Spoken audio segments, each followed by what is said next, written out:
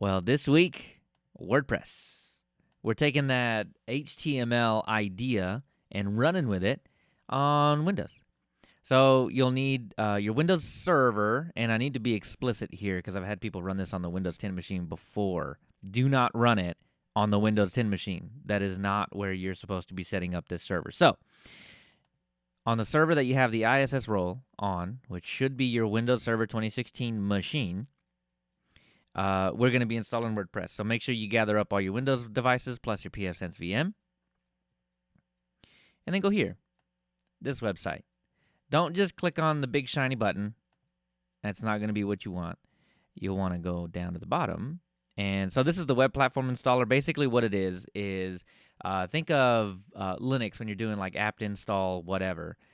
This is essentially the same thing. You're basically saying apt install WordPress, and it takes care of most of the decisions for you. So just download this little installer. It's a little 64-bit thing. And when it opens up, you're just going to want to search for WordPress. So there'll be a long list of applications. You'll see Drupal. You'll even see Moodle. You can set up your own Moodle if you want. What you're looking for, and it may be on the front page, it may not be. If you don't see it right off the bat, then just search for it and click on it, click next, and hit yourself, hit the configuration page. So I've got pretty much all the choices that you need to be making, and most of them are default throughout that process. But there are a couple of notes, right? Like make sure you know what the URL is of your website. Absolutely sure, because a lot of times it is your hostname /WordPress. Now you can change this. You can just make it if the hostname of your server was just server 2016. The way that you get to WordPress by default should be server 2016 /WordPress. Well, if you just want it to be server 2016, then cool. Make that change right there in that configuration. So once you're done, click on finish, and then you need to take a look at all of the different things that installed and the default password settings. Once you're done, the platform installer, the thing that installed WordPress, is going to start you up a new browser, and it's going to take you straight to your WordPress site. Then you're just going to see this. At this point, there's a handoff. You are now configuring WordPress itself. You don't have to go outside of WordPress. You don't have to open up much of anything, except for one thing that I'll mention here in a sec. You don't have to do much of anything to actually configure WordPress. It's all going to be built in right there. So that's where you're going to go pretty much to do anything that you want to do with WordPress. One of the biggest things that you want to do at this point is make 100% sure that the way that you are getting to WordPress, name-wise, is the same thing that it has in the WordPress setup. So WordPress is going to ask you, it's like, welcome to WordPress. Here's, set this up, blah, blah, blah. Here's a bunch of things that you need to fill out. Make sure that the URL, so if you're typing in Server 2016 to get there, make sure that the URL in the configuration says Server 2016 or whatever your server name is. Otherwise, when you go to WordPress, the images and things like that will not load up. So it'll look way bad. WordPress is actually supposed to look pretty decent. So let me see. And without a lot of configuration, right? I mean, it's supposed to look something like that. Oh, well, maybe not explicitly that, but maybe. I don't know. Maybe Windows does do WordPress. But that's the idea, right? It's supposed to have a look and feel to it. It's not supposed to just be like raw HTML. So if you're seeing something like raw HTML, just serif text on a white background and no images whatsoever, then you need to go in and change that. So a lot of times what ends up happening is if you're accessing it on the host name and it looks wrong, access it on the IP address, it'll look right.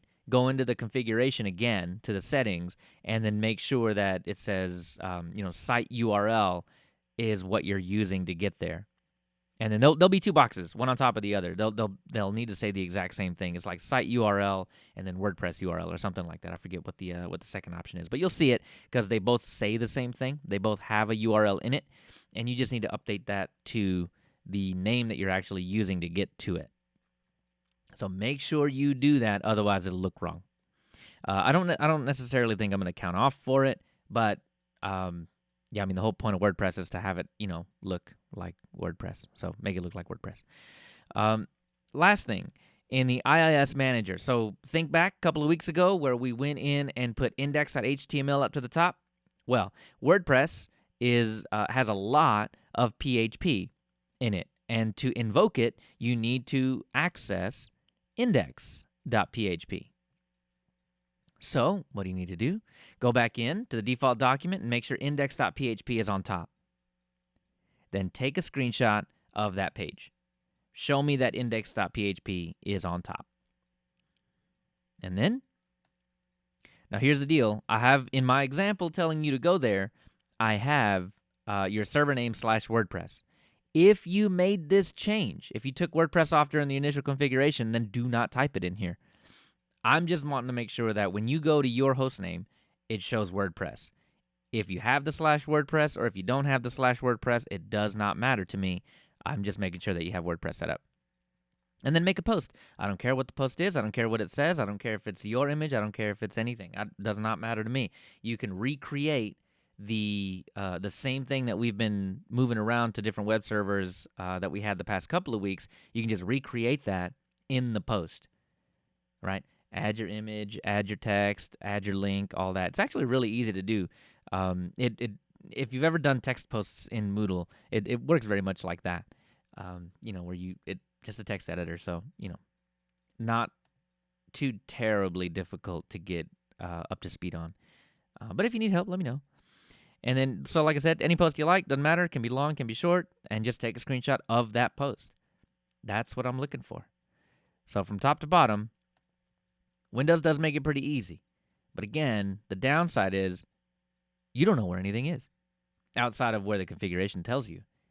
And you have no idea what to back up. You have no idea what to do. So it makes the Windows side really does blind you to a lot of the things that you should be aware of right off the bat. But if you're not paying attention, then, you can obviously just next right through it and not even think about it. And then when stuff breaks, you'll really have no clue what to do. So once we hit the Linux side of this thing, yeah, a lot of that stuff that you might have skimmed by and didn't pay attention to, you're definitely going to get hit right in the face with it. So it becomes really, really important. You have to know where everything is on Linux. So anyway, long story short, that's your WordPress. That's what you need to do. Get it all done. Let me know if you have any questions. Please feel free to hit me up on Slack, email, etc., and we'll get this figured out if you're having any issues. And some crazy guy has already submitted it. So, can't be that hard. All right. So, y'all let me know if you need anything, and that'll do it for today.